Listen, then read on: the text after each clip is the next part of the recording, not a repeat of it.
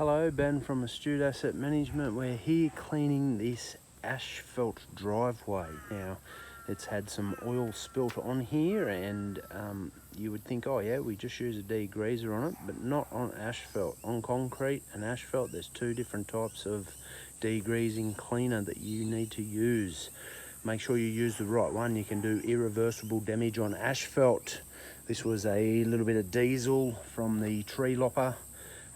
Had his chipper here and whatever else, and obviously needs a refuel, and we just had a few footprints throughout and a big spill sort of around this area here.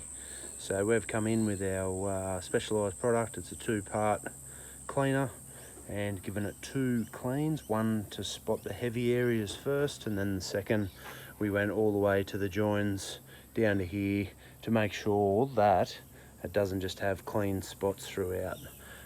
So yeah, if you're looking for a thorough clean with the professional knowledge to get the job done successfully, Astute Asset Management.